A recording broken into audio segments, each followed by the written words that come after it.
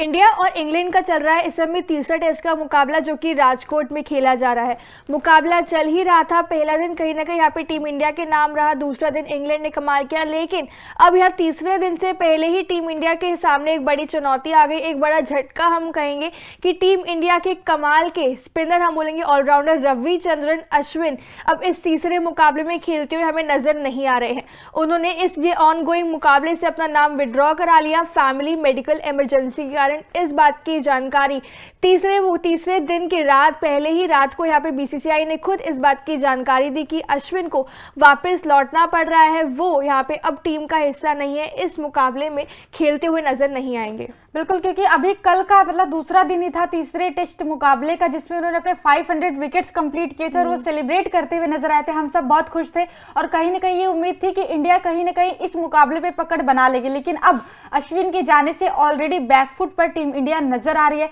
क्योंकि अश्विन सिर्फ बॉलिंग ही नहीं करते थे बल्कि आपको बैटिंग डेप्थ भी देते थे, लेकिन अब अश्विन नहीं खेलेंगे। ऐसे में बहुत ज्यादा सवाल उठ रहे हैं कि क्या अश्विन की जगह कोई एक रिप्लेसमेंट खिलाड़ी आ सकता है, क्या रोहित शर्मा किसी खिलाड़ी को ला सकते हैं? क्योंकि अभी देखा जाए तो इंडियन स्क्वाड में 2 ऑलराउंडर स्पिनर पड़े हुए हैं, एक अक्षर पटेल है आपके जो इस मुकाबले में नहीं खेल रहे हैं और एक वॉशिंगटन सुंदर है। ऐसे में अगर इन दोनों में से किसी एक को भी अगर मौका मिल जाता है खेलने का तो टीम इंडिया की आधी मुश्किलें ऐसे ही हल हो सकती है, लेकिन इसका प्रॉपर नियम है किस तरीके से अगर रिप्लेसमेंट खिलाड़ी आएगा तो किस तरीके से आएगा, इस चीज का सारा नियम है। एमसीसी के कुछ नियम बनाए गए, चलिए एक बार आपको इस वीडियो में बताते हैं कि आखिर वो क्या नियम है जिसके तहत आ सकता है कोई भी रिप्लेसमेंट खिलाड़ी इंडियन मतलब प्लेइंग 11 में। बिल्कुल, अगर यहाँ पे नियमों की भी बात करें ऑब्वियसली तो आप कहीं ना कहीं यहाँ पे देख सकते हैं जो कि लिखा हुआ है कि अश्विन के बाहर होने से टीम इंडिया के सामने बड़ा संकट पैदा हो गया है। सवाल ये है कि उनकी जगह बॉलिंग और जरूरत पड़ने पर बैटिंग कौन करेगा।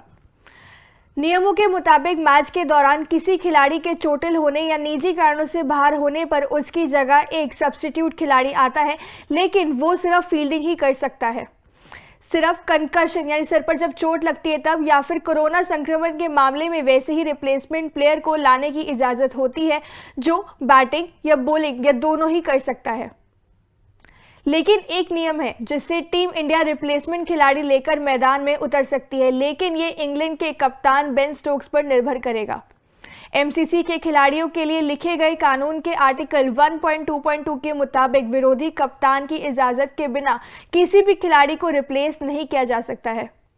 बिल्कुल, यहाँ पे जैसे कि आपने नियमों को देखा तो यहाँ पे साफ साफ पता चल रहा है कि जब तक बेन स्टोक्स यानी कि जो इंग्लैंड के कप्तान है वो इजाजत नहीं देते तब तक किसी भी प्लेयर को हम नहीं ला सकते हैं। और अभी तो तीसरे दिन का खेल शुरू हो चुका है। रोहित शर्मा हो सकता है क्योंकि अभी ऐसी कोई खबर आई नहीं कि उन्होंने पूछा है कि नहीं पूछा है, कोई भी ऐसी खबर आई नहीं है, लेकिन तीसरे दिन का खेल जो है वो शुरू हो चुका है और सब्स्टिट्यूट फील्डर के तौर पर देवदत्त पडिक्कल फील्डिंग करते हुए हमें मैदान पे नजर आए हैं। तो अब वही है कि अभी तो फिलहाल मुश्किल लग रहा है कि कोई भी मतलब प्लेयर आए प्लेइंग 11 में रविचंद्रन अश्विन की जगह फिल करने के लिए। फिलहाल तो मुश्किल लग रहा है, लेकिन आगे देखना होगा कि क्या कुछ इस मामले पे मतलब अपडेट आती है। कहीं ना कहीं ये था ऑब्वियसली कि अगर बेन स्टोक्स इजाजत देते हैं कि हाँ भाई आप अपनी टीम में एक्स्ट्रा प्लेयर रख लो, तो यहाँ पर फिर रोहित शर्मा, यहाँ पे अक्षर पटेल या वॉशिंगटन सुंदर में से किसी एक को यहाँ पे अपनी प्लेइंग 11 में यहाँ पे रख सकते हैं। लेकिन अभी तक ऐसी कोई खबर आई नहीं कि बेन स्टोक्स ने इजाजत दी है या फिर रोहित ने पूछा है। मुकाबला तीसरे दिन का शुरू हो चुका है, तो अब ऐसा माना जा रहा है कि टीम इंडिया सिर्फ 10 खिलाड़ियों के साथ ही मैदान पे अभी तक उतरी है और शायद अब पूरे तीसरे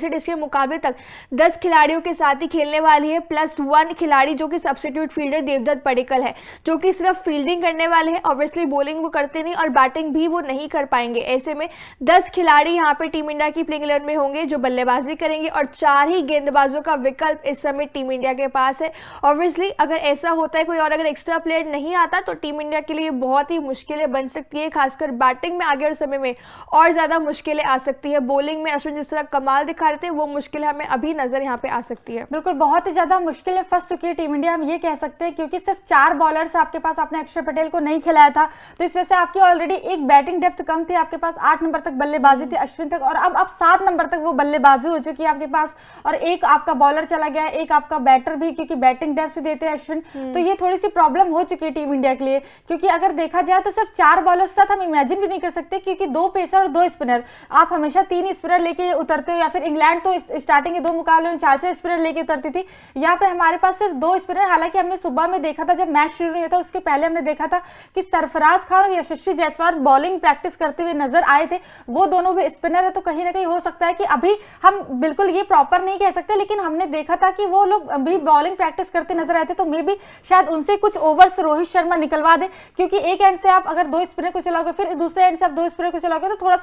सा एक हेडेक बन जाता है बॉलर्स के लिए कि अगर आपके पास ऑलरेडी एक बॉलर कम है तो। लेकिन फिलहाल वो चीज तो देखने वाली होगी आगे मुकाबलों में कि रोहित शर्मा की क्या स्ट्रेटजी होती है 4 बॉलर्स के साथ। बाकी आपका इस पूरे खबर पे क्या कहना है कमेंट सेक्शन में कमेंट करके हमें जरूर बताएं, और साथ ही साथ तूफान स्पोर्ट्स को लाइक, शेयर एंड सब्सक्राइब करना बिल्कुल भी ना भूलें।